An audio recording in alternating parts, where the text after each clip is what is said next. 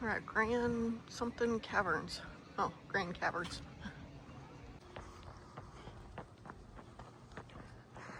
Getting ready to go in the caverns.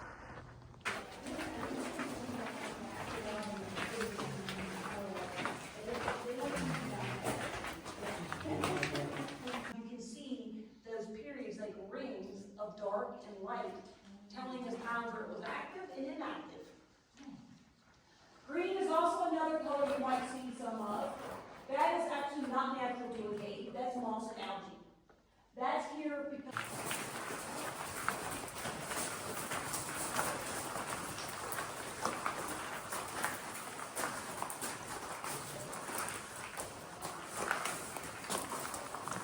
it's called King Solomon's throne. Not because it looks like a throne, but because it's very special and unique, especially to most caves you look into, you see big flat sheets on the ceiling. Because that's how the rocks were deposited. But here you've got them going this way throughout the entire cave. Showing us we're still growing. So this area we call the zoo. Some of these rock formations resemble some zoo animals. This young man already found our elephant with its big ear and long trunk. And then this one, look at has bumps on his back. Alright, we're going to go this way. Just be careful. And we're going to go to the next room.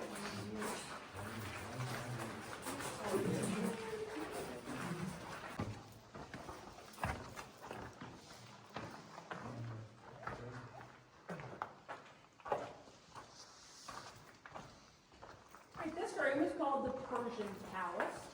The drapery in this room reminded the early tourists of Persian rugs. But drapery is another type of formation that forms instead of water dripping from a single point, like from a stalactite, water is flowing along a slope, forming thin sheets of calcite.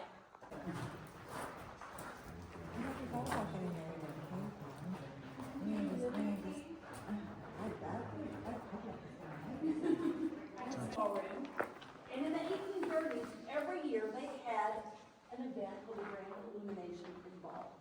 And they would line the pathway in this room with hundreds of these black candles. And later that evening, on a hot summer day like today, they would come down here for a dance. They didn't know what air conditioning was. It didn't have electricity. For that rim to form, and right underneath that rim, these nodules called cave coral or coralloid. Now, remember, stalactites take about 125 years for a cubic inch to form. These take about 300 years. Convinced that I could crawl underneath here? And she fell in. And no, she didn't fall in. You're not supposed to go over there. But when I turned the light on it, she stood up. The room today is called Dante's Inferno. The red, of course, is for effect. But in the early 1800s, mid 1830s, people would actually go back here for the average tour. They actually carved steps in the clay to help people get back there. Well, rumors started circulating in the 1830s. As you went around that turn, this was all by candles and torches, no electricity yet. Candles and torches were going out. Some people thought it could have been ghosts. Some people thought the air was bad. Didn't matter. People got afraid. They didn't want to get left in complete cave darkness without a backup. They'd have to wait for the next tour, which could be hours later or even the next day. So people said, nope, not going back there. So they took it off the tour. Well, come to find out, this cave was privately owned back then. The owners of the cave, the Moeller family, they had discovered a 60-foot gem, big hollow rock, and it had a very special type of calcite crystal called dog-tooth spar. And they were digging it out and selling it. One guy in 1833 was offered $100 for one crystal. That was a lot of money back then.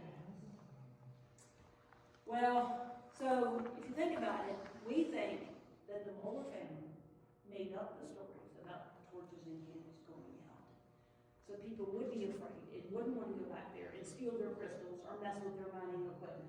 So a couple times you actually have to get on your belly to squeeze through an area, but not that long. They're pretty low key.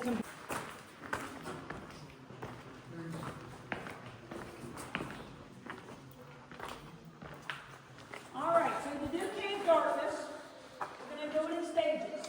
I've turned the light off behind us. No. I'm going to turn off the light in front of us. have my flashlight on. I'm gonna light a candle. Turn the flashlight off. You'll see what it looks like with one candle. And then we're gonna blow the candle out. Okay?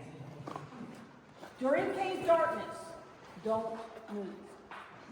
It's very disorienting, so don't move. I don't want anybody just falling over. It could happen.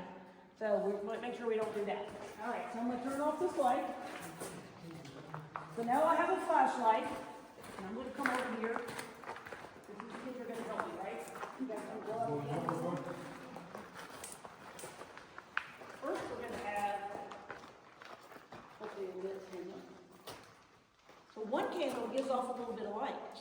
And the longer we stand here with this light, the more your eyes will adjust to the dim light. We could be here 10 minutes and you'd see more and more and more. We're not going to do it that long because we don't have that much time. But once the candle goes out, your eyes never...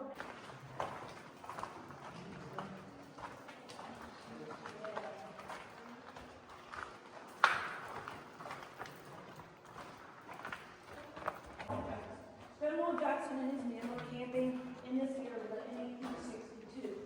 And a couple of his men came in to take a tour, and they came in, they looked up here and saw these two cave shields with drapery coming off of it. They thought that looked like a little sorrel. Jackson's horse. Oh, I see. Yeah, so that's the nickname Jackson's horse. How old? 100? A couple hundred probably, yeah. Yeah. And that's in a lab setting, so things can vary, how much calcite is in the water, how fast, but we can see broken formations in caves that were probably broken about the same time period, and there's a big difference in the length of the stalactite or the soda straw. So again, there's other variables.